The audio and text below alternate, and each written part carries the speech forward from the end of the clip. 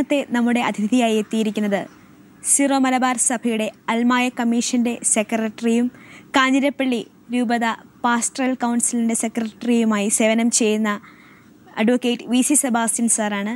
സാറിനെ പറ്റി നമുക്ക് കൂടുതൽ സാറിനോട് തന്നെ ചോദിച്ചറിയാം. നമസ്കാരം സാർ. Thank you sir. സാറിൻ്റെ സ്വദേശത്തിനെ പറ്റിയൊക്കെ ഒന്ന്. ഞാൻ ബേസിക്കലി കൂട്ടിക്കൽ സ്വദേശിയാണ്. കഴിഞ്ഞ 10 വർഷമായിട്ട് കാഞ്ഞിരപ്പള്ളി രൂപതയിലെ പൊടിമറ്റം എന്ന് പറഞ്ഞിരിക്കുന്ന ഈ പ്രദേശത്ത് ഞാൻ താമസിക്കുകയാണ്. വാസ്തവത്തിൽ ഇപ്പോൾ ഞാൻ സെറ്റിൽ ചെയ്തിരിക്കുന്നത് പൊടിമറ്റത്താണ്, കാഞ്ഞിരപ്പള്ളി രൂപതയിൽപ്പെട്ട പൊടിമറ്റത്താണ്. ഇവിടെ 10 വർഷക്കാലമായിട്ട് ഞാൻ താമസിക്കുന്നു. അതോടൊപ്പം തന്നെ രൂപതയുടെ പാസ്റ്റർ കൗൺസിൽ സെക്രട്ടറി ആയിട്ട് സേവനം ചെയ്യുന്നു. കഴിഞ്ഞ 5 വർഷക്കാലമായിട്ട് സീറോ മലബാർ സഭയുടെ അൽമായ കമ്മീഷൻ്റെ സെക്രട്ടറി ആയിട്ടും സേവനം ചെയ്യുന്നു. ഇനി വലിയൊരു സവിശേഷതയുള്ളത്, എൻ്റെ ഈ വീടിന് തൊട്ട് അടുത്ത് തന്നെയാണ് ഞാൻ പഠിച്ച എൻ്റെ കോളേജ്. അത് തന്നെ എനിക്ക് വലിയൊരു സന്തോഷം പ്രദാനം ചെയ്യുന്നു. ഞാൻ പഠിച്ച കോളേജിനടുത്ത് തന്നെ താമസിക്കാൻ സാധിക്കുന്നുള്ളൂ. കാഞ്ഞിരപ്പള്ളി സെൻറ്റ് ഡോമിനിക്സ് കോളേജിലാണ് ഞാൻ പഠിച്ചത്. അതിനുശേഷം എൻ്റെ ഉപരിപഠനം ഞാൻ നടത്തിയത് ബോംബെയിലാണ്. ബോംബെയിൽ ഞാൻ LLB ചെയ്തു. അതിനുശേഷം പേഴ്സണൽ മാനേജ്മെൻറ്റിൽ ഞാൻ PG ചെയ്തു. ദീപിക ദിനപത്രത്തിൽ പേഴ്സണൽ ഓഫീസറായിട്ട് കുറച്ച് നാൾ സേവനം ചെയ്തതിന് ശേഷം ഞാൻ മിഡിൽ ഈസ്റ്റ് രാജ്യങ്ങളിൽ വിവിധ രാജ്യങ്ങളിലായിട്ട് ഏതാണ്ട് 14 വർഷത്തോളം പ്രവർത്തിക്കുകയായിരുന്നു. തിരിച്ചു വന്നതിന് ശേഷമാണ് ഈ പൊടിമറ്റത്ത് ഞാൻ സെറ്റിൽ ചെയ്തിരിക്കുന്നത്. സാറിൻ്റെ കുടുംബം? എൻ്റെ ഭാര്യ ലിസിയാണ്. ലിസിയുടെ വീട് ചിറ്റാരിക്കൽ എന്ന് പറഞ്ഞ സ്ഥലത്താണ്. തലശ്ശേരി അതിരൂപതയിൽപ്പെട്ട സ്ഥലമാണ്. എനിക്ക് 2 പെൺകുട്ടികൾ മക്കളായിട്ടുണ്ട്. ഒന്ന് ഏഞ്ചൽ, രണ്ടാമത്തെ ആളുടെ പേര് എലൈൻ എന്നാണ്. 2 പേരും സ്കൂളിൽ പഠിക്കുന്നു. തൊട്ടടുത്തുള്ള സെൻറ്റ് ആനീസ് പബ്ലിക് സ്കൂൾ ആനക്കല്ലിൽ പഠിക്കുന്നു. ലിസി ഇപ്പോൾ ഹൗസ് വൈഫായിട്ട് ജോലി ചെയ്യുന്നു. ഞങ്ങൾ വീട്ടിൽ 4 പേര്, ഞാൻ, ലിസി, ഏഞ്ചൽ, എലൈൻ, ഞങ്ങൾ 4 പേരും സന്തോഷത്തോടെ ഈ ഭവനത്തിൽ കഴിയുന്നു. സാർ അൽമായ കമ്മീഷൻ്റെ സെക്രട്ടറിയായി സേവനം ചെയ്തു വരികയാണ്. അതെ അതെ. അതിൻ്റെ പ്രവർത്തനങ്ങൾ എന്തൊക്കെയാണ്? വാസ്തവത്തിൽ അൽമായ കമ്മീഷൻ എന്ന് പറയുന്നത് ബിഷപ്പ് സിനഡിൻ്റെ കമ്മീഷനാണ്. സീറോ മലബാർ സഭയുടെ കേരളത്തിൽ, ഇന്ത്യയുടെ വിവിധ സ്ഥലങ്ങളിൽ, ലോകത്തെമ്പാടുമുള്ള അൽമായരുമായിട്ട് ലിങ്ക് ചെയ്യുന്നതിനും പ്രവർത്തിക്കുന്നതിനുമായിട്ട് ബിഷപ്പ് സിനഡ് രൂപീകരിച്ചിരിക്കുന്ന കമ്മീഷനാണ് അൽമായ കമ്മീഷൻ. ഈ കമ്മീഷൻ്റെ അംഗങ്ങളായിട്ടുള്ളത് ബിഷപ്സാണ്. അഭിമന്യ കാഞ്ഞിരപ്പള്ളി രൂപതയുടെ മെത്രാൻ മാത്യു അറക്കൽ പിതാവാണ് ഈ കമ്മീഷൻ്റെ ചെയർമാൻ. ഇടുക്കി രൂപതയുടെ പിതാവ് മാത്യു ആനക്കുഴിക്കാട്ടിൽ പിതാവ് ഇതിൻ്റെ ഒരു അംഗമാണ്.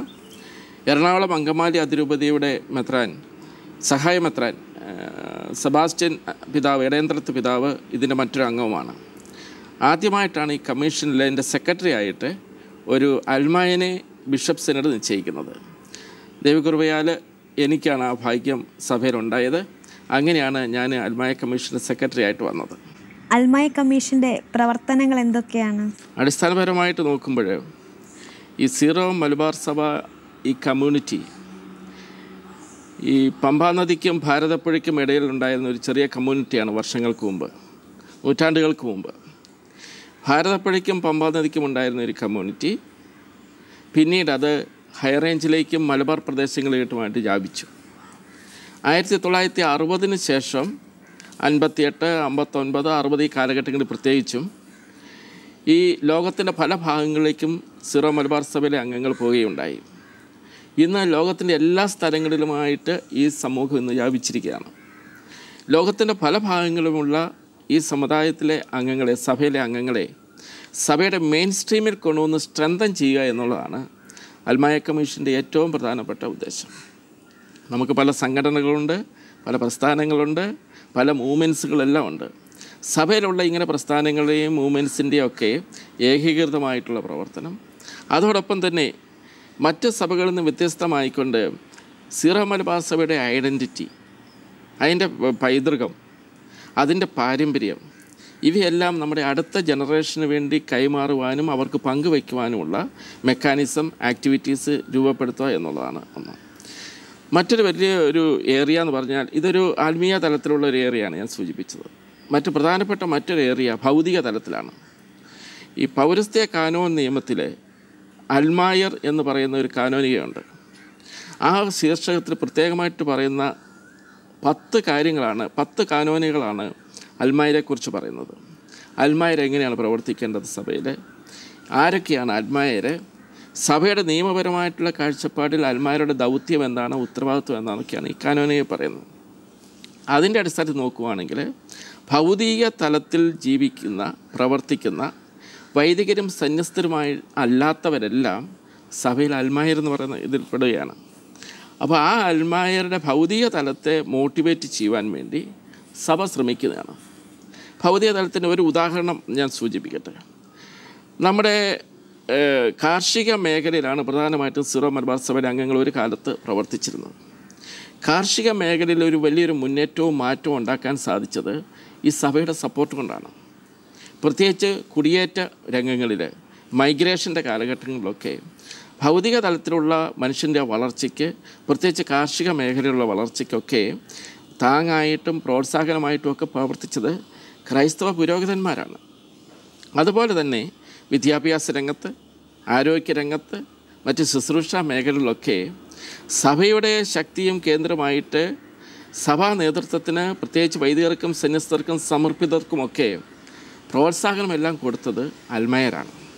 അപ്പോൾ ആ ഭൗതിക തലത്തിലുള്ളൊരു മുന്നേറ്റം ഒരു വശത്ത്, മറുവശത്ത് ആത്മീയ തലത്തിലുള്ള നമ്മുടെ പ്രവർത്തനങ്ങൾ, ആത്മീയ തലത്തിലുള്ള വളർച്ചയ്ക്കുതകുന്ന പ്രവർത്തനങ്ങൾ, ഇവയെല്ലാം ഏകീകരിച്ചുകൊണ്ട് പോകാൻ വേണ്ടിയാണ് അൽമായ കമ്മീഷൻ ഉദ്ദേശിക്കുന്നത്. അപ്പോൾ ഇങ്ങനെ പരസ്പരം ഏകീകരിച്ചുകൊണ്ടുള്ള പ്രവർത്തനം ഒന്ന്. പിന്നെ മറ്റൊരു പ്രധാനപ്പെട്ട ഘടകം, നമ്മുടെ ആൾക്കാരെ ലോകത്തിൻ്റെ വളർച്ചയ്ക്കകത്തോടനുബന്ധിച്ച് ലോകത്തിൻ്റെ മാറ്റങ്ങൾക്കനുസരിച്ച് കോമ്പിറ്റൻ്റ് ആയിട്ടുള്ള ആൾക്കാരായിട്ട് വാർത്തെടുക്കുക എന്നുള്ളതും നമ്മുടെ പ്രധാനപ്പെട്ട ഒരു അജണ്ടയിൽപ്പെട്ടതാണ്. നമ്മുടെ യുവജനങ്ങളുണ്ട്, നമ്മുടെ കുട്ടികളുണ്ട്, നമ്മുടെ വനിതകളുണ്ട്. അങ്ങനെ വിവിധ തലങ്ങളിലും വിവിധ മേഖലകളിലും വിവിധ രീതികളിലും പ്രവർത്തിക്കുന്ന നമ്മുടെ അൽമായ സുഹൃത്തുക്കളെയെല്ലാം അവരുടേതായ മേഖലകളിൽ ശക്തീകരിച്ചുകൊണ്ട് വരിക എന്നുള്ളതും അൽമായ കമ്മീഷൻ്റെ പ്രവർത്തന മേഖലയിൽപ്പെട്ടതാണ്. ഒത്തിരി മേഖലകൾ ഇതിനുവേണ്ടി നമ്മൾ തുറന്നിട്ടുണ്ട്. കാരണം ഇന്നത്തെ കാലഘട്ടത്തിൽ നമ്മൾ വിലയിരുത്തുമ്പോൾ ഈ ആധുനിക കാലഘട്ടത്തിൻ്റെ മാറ്റങ്ങൾക്കനുസരിച്ച് നമ്മുടെ സഭാമക്കളെയും വിശ്വാസി സമൂഹത്തെയും വളർത്തിക്കൊണ്ട് വരുവാനും അതോടൊപ്പം തന്നെ സഭയുടെ പൈതൃകത്തിലും പാരമ്പര്യത്തിലും അവരെ നിലനിർത്തുവാനുമുള്ളൊരു മെക്കാനിസമാണ് വാസ്തവത്തിൽ ദൂരക്കാഴ്ചയിൽ ഫ്യൂച്ചറിസ്റ്റിക് പ്ലാനിലൂടെ അൽമായ കമ്മീഷൻ ലക്ഷ്യമിടുന്നത്. ഇപ്പോൾ 2030 സീറോ മലബാർ സഭ എങ്ങനെ വരണം എന്നുള്ളതിനെക്കുറിച്ചൊരു പ്ലാനിങ് നമുക്ക് 2030 നടത്തിയിട്ട് കാര്യമുണ്ടോ? ഇല്ല. അത് കഴിഞ്ഞ 2009 തന്നെ നമ്മുടെ ഒരു ഇൻ്റർനാഷണൽ അസംബ്ലി നമ്മൾ വിളിച്ചുകൂട്ടി. ലോകത്തിൻ്റെ പല ഭാഗങ്ങളിൽ നിന്നും അൽമായ സുഹൃത്തുക്കൾ ഒരുമിച്ച് കൂടി നമ്മളതിന് 2030 അടുത്ത 20 വർഷങ്ങളിലേക്ക് എങ്ങനെ പ്രവർത്തിക്കണമെന്ന് ഉള്ളത് ചിന്തിച്ചു. ആ ഒരു ചിന്തയുടെ ഫലമായിട്ടാണ് കഴിഞ്ഞ കുറച്ച് നാളുകളായിട്ട് നമ്മൾ പ്രവർത്തിച്ചു കൊണ്ടിരിക്കുന്നത്.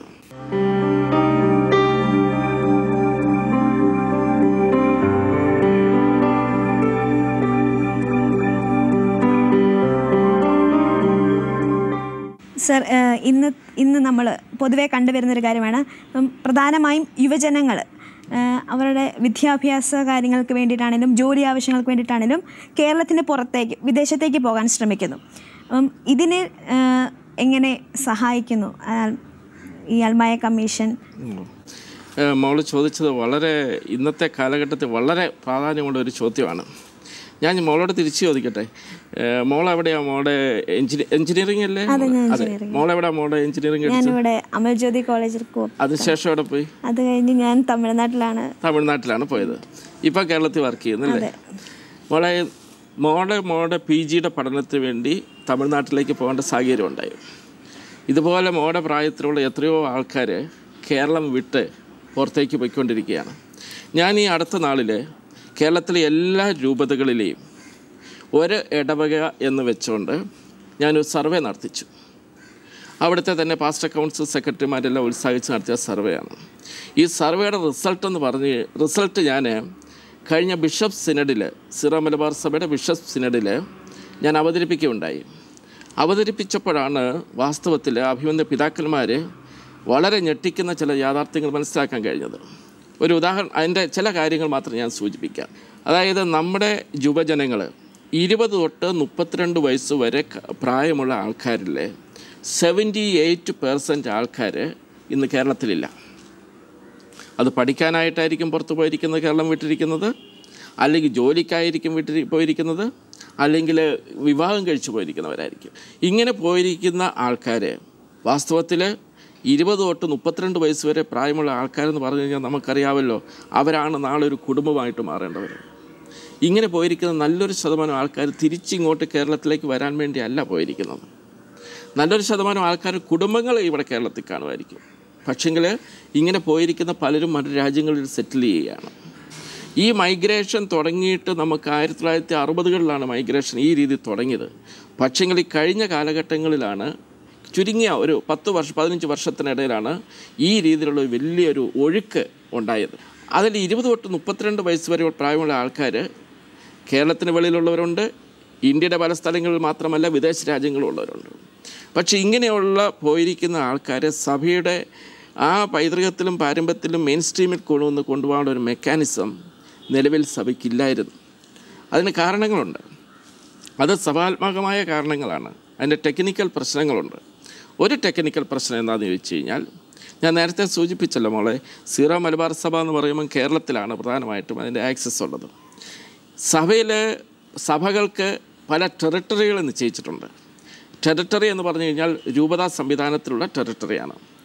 സീറോ മലബാർ സഭയുടെ ടെറിട്ടറി എന്ന് പറഞ്ഞു കഴിഞ്ഞാൽ കേരളത്തിലെ 13 രൂപതകളും കേരളത്തിന് ചുറ്റുപാടുമുള്ള തമിഴ്നാട്, കർണാടക, ഈ 2 സംസ്ഥാനങ്ങളുമായിട്ട് ബന്ധപ്പെടുന്ന 5 രൂപതകളും ചേർന്ന് 18 രൂപതകളാണ് സീറോ മലബാർ സഭയുടെ ടെറിട്ടറിക്കകത്ത് വരുന്ന രൂപതകൾ. ഒന്നുകൂടെ വ്യക്തമായിട്ട് പറഞ്ഞു കഴിഞ്ഞാൽ, സീറോ മലബാർ സഭയുടെ മേജർ ആർച്ച് ബിഷപ്പ്, സഭയുടെ തലവന് നേരിട്ട് ഭരിക്കാവുന്ന ഏരിയകൾ ഇത്ര മാത്രമേ ഉള്ളൂ.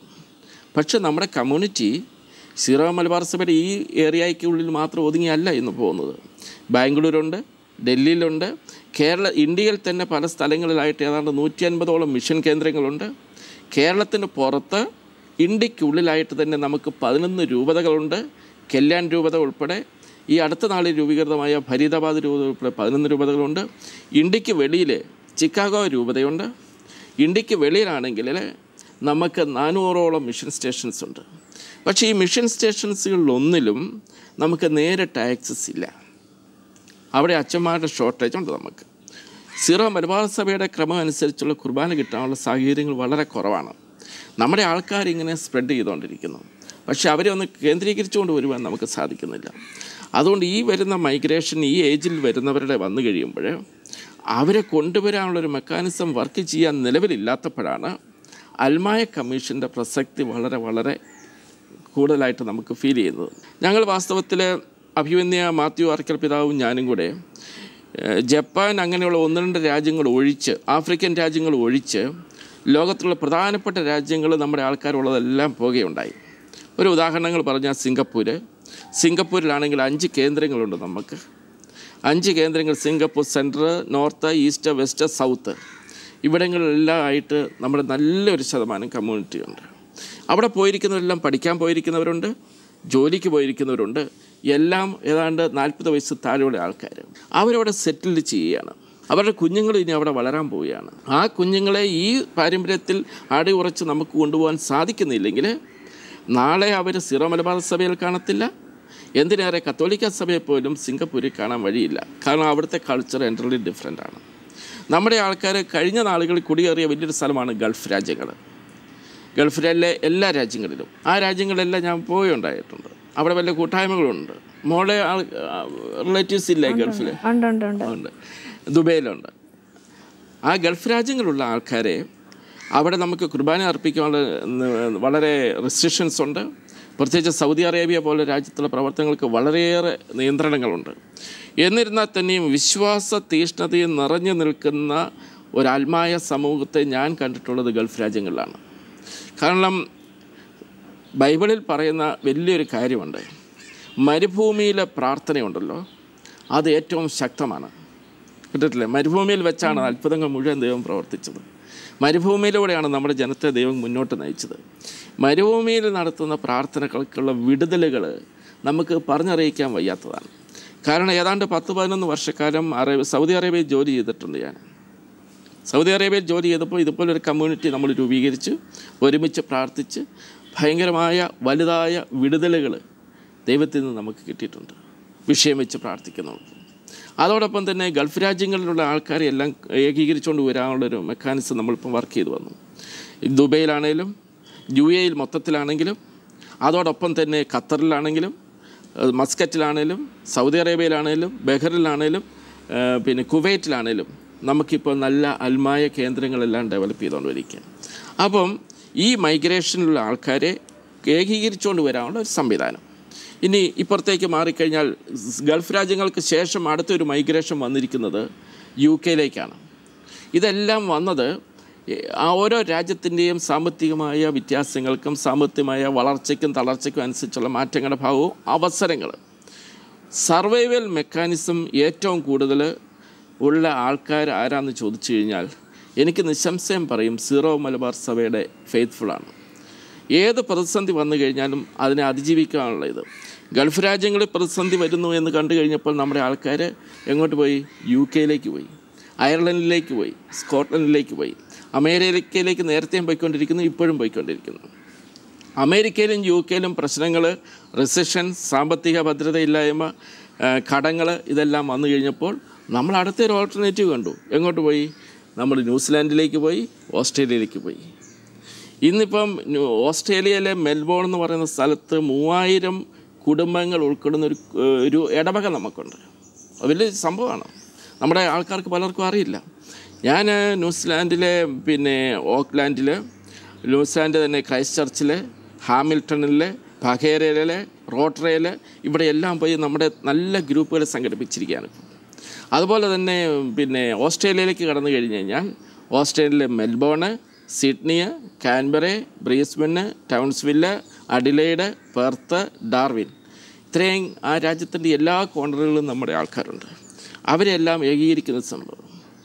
ഇങ്ങനെ ഓരോ രാജ്യങ്ങളിലായിട്ടും സ്വിറ്റ്സർലാൻഡിലുണ്ട്, ജർമ്മനിയിലുണ്ട്. മോടെ പപ്പായൊക്കെ ജർമ്മനിയിലല്ലായിരുന്നു, ബ്രദർ അച്ഛനും ജർമ്മനിയിലായിരുന്നു. അപ്പം ആ ഒരു പശ്ചാത്തലം അവിടെ തന്നെ വലിയ അരൂപിയിൽ നമ്മുടെ ആൾക്കാരെ ക്രോഡീകരിച്ചുകൊണ്ട് അങ്ങനെ ഒരു മെക്കാനിസമാണ് ഇപ്പോൾ നമ്മൾ വർക്ക് ചെയ്തുകൊണ്ടിരിക്കുന്നത്. ഇത് വലിയൊരു സംഭവമാണ് സഭയെ സംബന്ധിച്ചിടത്തോളം. കാരണം അഭിമന്യ പിതാക്കന്മാർ വളരെ ഗൗരവത്തോടുകൂടിയാണ് ഇതിൻ്റെ ഓരോ ചലനങ്ങളെയും ഇന്ന് നോക്കിക്കാണുന്നത്. കാരണം ഭാവിയിലേക്ക് ഈ പുറത്തു പോയിരിക്കുന്ന നമ്മുടെ 78% ആൾക്കാരെ സഭയിലേക്ക് കൊണ്ടുവന്ന് സഭയുടെ മെയിൻ സ്ട്രീമിൽ അവരെ എൻലൈറ്റൻ ചെയ്ത് നമുക്ക് സാധിക്കുന്നില്ലെങ്കിൽ നമ്മുടെ സഭ വീക്കായിക്കൊണ്ടിരിക്കും. അത് അവോയ്ഡ് ചെയ്യുക എന്നുള്ളതാണ് വളരെ ബേസിക്കായിട്ടുള്ളൊരു ലക്ഷ്യത്തോടു കൂടി 2030 വരെയുള്ളൊരു പ്രോഗ്രാമിൽ നമ്മൾ പെടുത്തിയിരിക്കുന്നത്.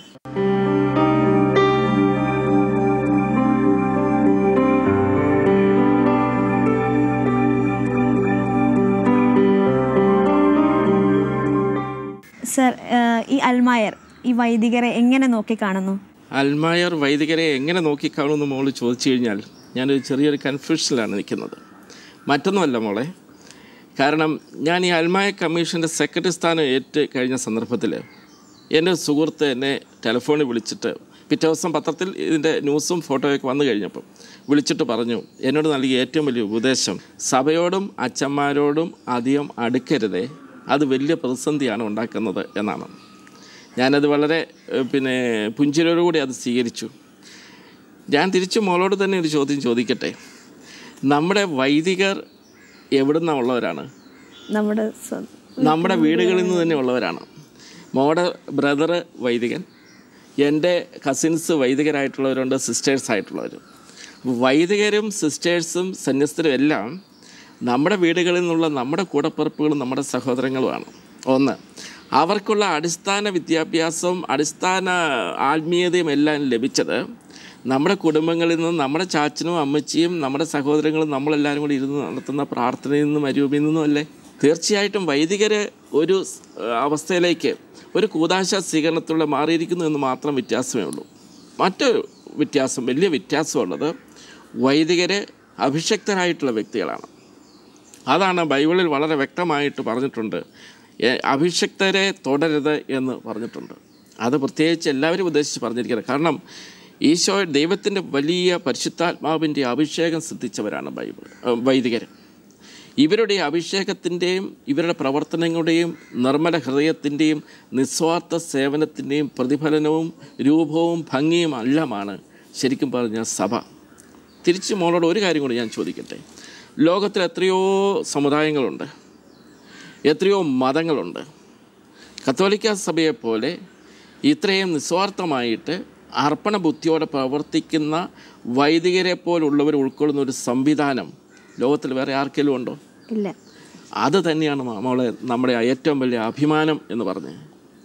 ഈ വൈദിക നേതൃത്വമാണ് കത്തോലിക്ക സഭയുടെ എല്ലാവിധമായ ശക്തി സ്രോതസ്സും. അവരോടൊപ്പം തന്നെ നമ്മുടെ സമർപ്പിത സമൂഹവുമുണ്ട്, കന്യാസ്ത്രീകൾ, സിസ്റ്റേഴ്സ്. വാസ്തവത്തിൽ ഞാൻ വളരെ ഹൃദയസ്പർശിയായിട്ട് തോന്നിയ ഒത്തിരി സന്ദർഭങ്ങളുണ്ട് ഇവരുടെയൊക്കെ പ്രവർത്തനങ്ങളെ കൊണ്ട്. ഒരു വൈദികൻ ഒരു ഇടവകയിലേക്ക് പോകുന്നു എന്നിരിക്കട്ടെ, ഒരു വൈദികൻ അല്ലെങ്കിൽ ഒരു മിഷൻ കേന്ദ്രത്തിലേക്ക് പോകുന്നു ഇരിക്കട്ടെ, അദ്ദേഹം അവിടേക്ക് പോകുന്നത് കയ്യിലൊരു പെട്ടിയും തൂക്കി പോവുകയാണ് ചെയ്യുന്നത്. അവിടെ ചെല്ലുന്നു. അവിടെ ചെന്ന് കഴിഞ്ഞാലോ, ഒരു ഇടവകയിൽ ചെന്ന് കഴിഞ്ഞാൽ ഇടവകയുടെ ഭാഗമാവുകയാണ് വൈദികൻ. അദ്ദേഹത്തിൻ്റെ കൂടപ്പുറപ്പുകൾ എന്ന് പറയുന്ന ഇടവകയിലുള്ള ആൾക്കാരാണ്. അദ്ദേഹത്തിൻ്റെ കൂടപ്പുറപ്പുകൾ, സഹോദരങ്ങൾ എന്ന് പറയുന്ന ഇടവകയിലുള്ളവർ മാത്രമാണ്. അദ്ദേഹം ജീവിക്കുന്നത് അവർക്ക് വേണ്ടിയാണ്. അവരുടെ സന്തോഷങ്ങളിൽ, അവരുടെ ദുഃഖങ്ങളിൽ, അവരുടെ വേദനകളിൽ അവരോടൊപ്പമായിട്ട് ചെന്ന സ്ഥലമെല്ലാം സ്വന്തം കുടുംബം പോലെ കരുതാൻ സാധിക്കുന്ന ഒരു വ്യക്തി ഈ ലോകത്തുണ്ടെങ്കിൽ അത് കത്തോലിക്ക സഭയിലെ വൈദികർ മാത്രമേ ഉള്ളൂ.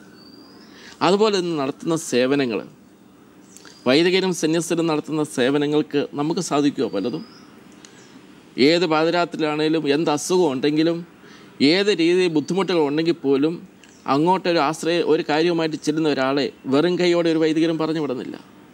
അങ്ങനെയുള്ള നിസ്വാർത്ഥ സേവനത്തിൻ്റെ ഒത്തിരി ഉദാഹരണങ്ങളാണ് നമ്മുടെ വൈദികരും സന്യസ്തരും. ഒരുപക്ഷെ സഭയുടെ സംവിധാനത്തോട് എതിർപ്പുള്ള വ്യക്തികൾ, സഭയെ ആക്ഷേപിക്കുമെന്ന് ആഗ്രഹിക്കുന്ന വ്യക്തികൾ ഒരുപക്ഷെ നാളെ വൈദികരെ ആക്ഷേപിച്ചെന്നിരിക്കാം. പക്ഷെങ്കിൽ ഈ ആക്ഷേപങ്ങൾ ഏറ്റുവാങ്ങുമ്പോഴും എതിർപ്പുകൾ ഉണ്ടാകുന്ന സന്ദർഭത്തിലും ഏതെങ്കിലും വൈദികർ തിരിച്ച് ഏതെങ്കിലും ചാനലിലൂടെയോ ഏതെങ്കിലും പത്രത്തിലൂടെയോ മറുപടി പറയാൻ പോയതായിട്ട് കേട്ടിട്ടുണ്ടോ? കാരണം ഏറ്റവും കൂടുതൽ ആക്ഷേപം ലോകത്തിൽ ഏറ്റുവാങ്ങിയിട്ടുള്ള ഈശോയുടെ പ്രതിപുരുഷന്മാരാണ്. വാസ്തവത്തിലത് പ്രതിസന്ധികളും പ്രതിബന്ധങ്ങളും തള്ളാതെ ഹൃദയത്തിൽ വേദന ഉണ്ടാകുന്ന സന്ദർഭത്തിൽ ഈശോയിൽ ആശ്രയിച്ച് കഴിയുന്നവരാണ് നമ്മുടെ വൈദികർ. ഇവരൊക്കെ വൈദികരാകാൻ പോയിരിക്കുന്നത് ഏത് പ്രായത്തിലാണ്? തിളയ്ക്കുന്ന പ്രായത്തിലാണ് പോയിരിക്കുന്നത്. തിളയ്ക്കുന്ന പ്രായത്തിൽ ഹൃദയത്തിൻ്റെ കോണിലിരുന്നു കൊണ്ടുള്ള ഈശോയുടെ വിളി കേട്ടുകൊണ്ട് വീട്ടുകാരെയും കൂട്ടുകാരെയും സ്വന്തക്കാരെയും എല്ലാം വിട്ടിട്ട് വൈദിക വൃത്തിയിലേക്കും സന്യാസ വൃത്തിയിലേക്കും പോയിരിക്കുന്നവരാണ്, സമർപ്പിത സമൂഹത്തിലേക്ക് പോയിരിക്കുന്നവരാണ്. പക്ഷേ ഇന്നത്തെ കാലഘട്ടത്തിനനുസരിച്ച് നമ്മളൊന്ന് ചിന്തിക്കുമ്പോൾ എനിക്കൊരു വ്യത്യസ്തമായ ഒരഭിപ്രായം ഇത് മാത്രമേ ഉള്ളൂ. സമർപ്പിത സമൂഹത്തിൻ്റെ ഉദ്ദേശശുദ്ധി ലക്ഷ്യപ്രാപ്തിയിൽ കൊണ്ടുവരുവാൻ അവർക്ക് കഴിഞ്ഞിട്ടുണ്ടോ എന്നുള്ളത് ഇന്ന് നമ്മൾ ചിന്തിക്കേണ്ട കാര്യമാണ്. കാരണം സമർപ്പിത സമൂഹത്തിന് എന്തിനു വേണ്ടി ആരംഭിച്ചോ, ഏത് രീതിയിലായിരുന്നു പ്രവർത്തനങ്ങൾ, അതിനെ ആധുനിക കാലഘട്ടത്തിൻ്റെ പ്രവർത്തനങ്ങളുമായിട്ട് സംയോജിപ്പിച്ചു കൊണ്ടുപോകുന്നതിൽ ഉള്ള വ്യക്തതയില്ലായ്മയും പോരായ്മകളും ഇന്ന് വളരെ നിഴലിക്കുന്നുണ്ട്. പല സമർപ്പിത സമൂഹങ്ങളിലേക്കും ആൾക്കാർ വരുന്നതിൻ്റെ എണ്ണം, സിസ്റ്റേഴ്സ് ആകാൻ വേണ്ടി വരുന്നതിൻ്റെ എണ്ണം കുറഞ്ഞിട്ടുണ്ട്. ഇത് കുറയുന്നതിനുള്ള കാരണം അവർ പ്രധാനമായിട്ടും ചൂണ്ടിക്കാണിക്കുന്നത് വീടുകളിൽ കുട്ടികളുടെ എണ്ണം കുറഞ്ഞതുകൊണ്ടാണ് എന്നുള്ളതാണ്. ഈ അടുത്ത നാൾ ഞാനൊരു സെമിനാറിന് പോവുകയുണ്ടായി. സെമിനാറിൽ അവിടെ ഗ്രൂപ്പ് ഡിസ്കഷനിൽ വന്നൊരു വിഷയം എന്തുകൊണ്ടാണ് സന്യാസ വിധത്തിലേക്ക് പെൺകുട്ടികൾ ഇന്ന് വരാത്തത് എന്നുള്ളതാണ്. അതിനെക്കുറിച്ച് സന്യാസിനികൾ തന്നെയുള്ള ചർച്ചയായിരുന്നത്. ഞാൻ അടുത്ത സെഷൻ ഒരു ക്ലാസ് എടുക്കാൻ വേണ്ടി പോയതാണ്. അപ്പോൾ ഞാൻ ഈ ചർച്ച കേട്ടുകൊണ്ടിരിക്കുകയായിരുന്നു. അവിടെ വന്ന കൺക്ലൂഷൻ എന്നെ വാസ്തവത്തിൽ ആശ്ചര്യപ്പെടുത്തി. 2 കാരണങ്ങളാണ് അവർ കണ്ടെത്തിയിരുന്നത്. ഒന്ന് ഏതാണെന്ന് ചോദിച്ചാൽ വീടുകളിൽ കുട്ടികൾ കുറഞ്ഞു. രണ്ടാമത്തെ കാര്യം TV-യുടെയും കമ്പ്യൂട്ടറിൻ്റെയും വലിയ സ്വാധീനം കുട്ടികളിൽ വന്നിരിക്കുന്നു. വാസ്തവത്തിൽ സമർപ്പിത സമൂഹങ്ങളൊക്കെ ഇത്രയും വില കുറഞ്ഞ നിഗമനത്തിലേക്ക് എത്തിയിരിക്കുന്നല്ലോ എന്നോർത്ത് എനിക്കത് ദുഃഖമുണ്ടായി. വീടുകളിൽ കുട്ടികൾ കുറഞ്ഞിട്ടുണ്ടെന്നുള്ളതൊരു ഒരു വലിയ കാര്യം തന്നെയാണ്. പക്ഷെങ്കിൽ അതിനുള്ള പശ്ചാത്തലം എന്താണ് എന്നുള്ളതിനെക്കുറിച്ച് പഠിക്കുവാൻ സമർപ്പിത സമൂഹത്തിൽ നിന്നോ മറ്റ് വിഭാഗങ്ങളിൽ നിന്നോ ആരും ശ്രമിച്ചിട്ടില്ല എന്നുള്ളത്. മോടെ വീട്ടിൽ എത്ര പേരുണ്ട്? 7 പേര്. നിങ്ങൾ 7 പേരുള്ള വളരെ അനുഗ്രഹിക്കപ്പെട്ട ഒരു വീടാണ്. 7 പേര്. ഈ 7 പേരുടെ അവസ്ഥയിൽ നിന്ന് 2 പേരുടെ അവസ്ഥയിലേക്ക് കുട്ടികളുടെ എണ്ണം കുറഞ്ഞിട്ടുണ്ടെങ്കിൽ എന്തുകൊണ്ടാണ് ഇന്ന് അതിനുള്ള പ്രധാനപ്പെട്ട കാരണമെന്നുള്ളതിനെക്കുറിച്ച് അനലൈസ് ചെയ്ത് കൊണ്ടുവരാൻ സാധിച്ചാൽ മാത്രമേ ഉള്ളൂ ജീവിതം. ഈ സിസ്റ്റേഴ്സിൻ്റെ ഈ മീറ്റിങ്ങിൽ വന്നിട്ടുള്ള നിഗമനങ്ങൾ വാസ്തവത്തിൽ ഒരു എസ്കേപ്പിസം എന്ന് ഞാൻ പറയും. മദർ തെരേസയുടെ കോൺഗ്രേഷൻ, അവിടെ സിസ്റ്റേഴ്സാകാൻ ചെല്ലുന്നവരുടെ എണ്ണം ഓരോ ദിവസവും കൂടിക്കൊണ്ടിരിക്കുകയാണ്. നമ്മൾ വർഷങ്ങൾക്ക് മുമ്പ് സന്യാസ സമൂഹം ആരംഭിക്കുന്ന സന്ദർഭത്തിൽ അതിനൊക്കെ ഓരോ കാര്യസം ഉണ്ട്. കാര്യസം എന്നാണ് സൂചിപ്പിക്കുന്നത്. ഈ കാര്യസത്തിനനുസരിച്ചായിരിക്കും അതിൻ്റെ പ്രവർത്തനങ്ങൾ പിന്നെ മുന്നോട്ട് പോകുന്നത്. 1911 SH കോൺഗ്രേഷൻ കദളിക്കാട്ടിൽ മത്തായിച്ചൻ ആരംഭിച്ചപ്പോൾ അന്നത്തെ ഒരു പശ്ചാത്തലമുണ്ട്. 1911 പശ്ചാത്തലമാണോ മോളെ 100 വർഷം പിന്നിട്ട് കഴിയുമ്പം കേരളത്തിൻ്റെ പശ്ചാത്തലം വ്യത്യസ്തമാണ്. അപ്പോൾ ആ മെയിൻ സ്ട്രീമിൽ നിന്നുകൊണ്ട് കാലഘട്ടത്തിനനുസരിച്ചുള്ള മാറ്റങ്ങൾ ആവശ്യമാണ്.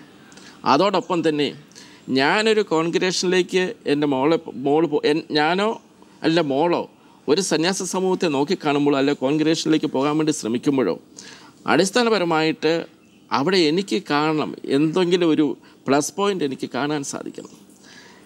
ഇനി മറ്റൊരു പ്രധാനപ്പെട്ട കാര്യം, ഈ വൈദിക സന്യസ്തരുമായിട്ട് ബന്ധപ്പെട്ട് പറയുമ്പോൾ വാസ്തവത്തിൽ ഓരോ വീട്ടിലുണ്ടാകുന്ന ഓരോ കുട്ടികൾക്കും അവരുടേതായിട്ട് ഇൻഡിവിജ്വാലിറ്റി ഉണ്ട്, അവരുടേതായിട്ട് പേഴ്സണാലിറ്റി ഉണ്ട്. മോളെ ഇപ്പം മോടെ ചാച്ചൻ, മോടെ പിതാവ് നാളെ സിസ്റ്ററാകണം എന്ന് പറഞ്ഞ് നിർബന്ധിച്ചാൽ മോളാകണമെന്നില്ല. ആ ഒരു ഇൻഡിവിജ്വാലിറ്റി മോൾക്കുണ്ട്, മോൾക്ക് ഒരു പേഴ്സണാലിറ്റി ഉണ്ട്. അപ്പോൾ അതനുസരിച്ചായിരിക്കും മോളിൽ നിക്ഷിപ്തമായിരിക്കുന്ന ദൈവവിളി. ആ ദൈവവിളി ഒരാൾക്ക് മോടെ മനസ്സിലേക്ക് കൊണ്ടുവരാൻ സാധിക്കുന്ന ഒന്നല്ല. മോടെ ചാച്ചനോ മോടെ അമ്മച്ചിക്കോ മോടെ ബന്ധുക്കൾക്കോ മോടെ സഹോദരനായ അച്ഛനോ മോടെ അങ്കിൾമാരായ അച്ഛന്മാർക്കോ അത് സാധിക്കത്തില്ല. അവർക്കൊരു പാതയൊരുക്കി തരാൻ സാധിക്കും, ഒരു പശ്ചാത്തലം ഒരുക്കി തരാൻ സാധിക്കും. പക്ഷെ മോടെ ഉള്ളിൻ്റെ ഉള്ളിൽ വരുന്ന ചിന്തകളിൽ നിന്നാണ് ഒരു തീരുമാനത്തിലേക്ക് വരുന്നത്. അതിനെ മാറ്റിമറിച്ചുകൊണ്ട് അതിജീവിച്ചുകൊണ്ട് എതിർത്തുകൊണ്ട് ഒരു മോളൊരു സന്യാസവ്രതത്തിലേക്ക് സമർപ്പിത സമൂഹത്തിലേക്ക് മാറിയാൽ ഒരു പക്ഷേ അവിടെ മോൾക്ക് നീതി പുലർത്താൻ സാധിച്ചെന്ന് വരത്തില്ല. അപ്പം മറ്റുള്ളവരുടെ ഒരു പശ്ചാത്തലം ഒരുക്കാൻ മാത്രമേ സഭാ സംവിധാനങ്ങൾക്കും കുടുംബ പശ്ചാത്തലങ്ങൾക്കും ഇട കൊടുക്കത്തുള്ളൂ. തീരുമാനങ്ങൾ എടുക്കേണ്ടത് ഇന്നത്തെ കാലഘട്ടത്തിൽ ഇന്നത്തെ കുട്ടികളാണ്. ഒരു ഉദാഹരണം കൂടെ പറഞ്ഞു കഴിഞ്ഞാൽ, ഞാൻ കൊച്ചായിരുന്ന സന്ദർഭത്തിൽ എൻ്റെ വീട്ടിൽ ഏത് പത്രം വരുത്തണം എന്ന് തീരുമാനിച്ചിരുന്നത് എൻ്റെ ചാച്ചനായിരുന്നു. ചാച്ചൻ പറഞ്ഞു ഇന്ന പത്രമാണ് ഈ വീട്ടിൽ വരുത്തുന്നത്, ഞങ്ങൾ ആ പത്രം വായിക്കുന്നു, പത്രം എടുക്കുന്നു. എൻ്റെ അവസ്ഥയിലേക്ക് വന്നു കഴിഞ്ഞപ്പോൾ ഞാൻ ചാച്ചനായി കഴിഞ്ഞപ്പോൾ എൻ്റെ വീട്ടിൽ ഏത് പത്രം വരുത്തണമെന്ന് തീരുമാനിക്കുന്നത് എൻ്റെ പിള്ളേരാണ്. ആ കാലഘട്ടത്തിൻ്റെ മാറ്റമാണ്. പക്ഷേ ഈ കാലഘട്ടത്തിൻ്റെ മാറ്റങ്ങൾ സന്യാസ സമൂഹത്തെയും വൈദിക സമൂഹത്തെയും ഒക്കെ അഫക്റ്റ് ചെയ്തിട്ടുണ്ട്. ഇതിനെ ഓവർകം ചെയ്യണമെന്നുണ്ടെങ്കിൽ അതനുസരിച്ചുള്ള തിങ്കിങ്ങുകൾ നമുക്കുണ്ടാകണം. അത് ചുരുക്കി പറഞ്ഞു കഴിഞ്ഞാൽ ഒരു ഫ്യൂച്ചറിസ്റ്റിക് പദ്ധതി, പ്ലാന് സഭയിൽ പല മേഖലകളിലും ഉണ്ടാകേണ്ട സമയം അതിക്രമിച്ച് കഴിഞ്ഞിരിക്കുകയാണ്. ആ ഒരു പദ്ധതിയും പ്ലാനുകളും നമുക്കിന്നില്ല എന്നുള്ളത് അൽമായ കമ്മീഷൻ സെക്രട്ടറി ആയപ്പോൾ എനിക്ക് വളരെ ബോധ്യപ്പെട്ടിട്ടുള്ളൊരു കാര്യമാണ്. വളരെയധികം സന്തോഷമുണ്ട് സാറിനോടൊപ്പം ഇത്രയും നേരം ചെലവഴിക്കാൻ സാധിച്ചതിൽ. സാറിൻ്റെ തുടർന്നുള്ള പ്രവർത്തനങ്ങൾക്കും എല്ലാവിധ ആശംസകളും നേരുന്നു. ദൈവം സാറിനെയും കുടുംബത്തെയും ധാരാളമായി അനുഗ്രഹിക്കട്ടെ എന്ന് പ്രാർത്ഥിക്കുന്നു. താങ്ക് യു മോളെ അനുഗ്രഹിക്കട്ടെ. Thank you. സർ ഇന്ന് നമ്മളുമായി പങ്കുവച്ച ചിന്തകൾ നമുക്കെല്ലാവർക്കും ഒരു പ്രചോദനമായി കാണുമെന്ന് ഞാൻ വിശ്വസിക്കുന്നു. എല്ലാവർക്കും നന്ദി, നമസ്കാരം.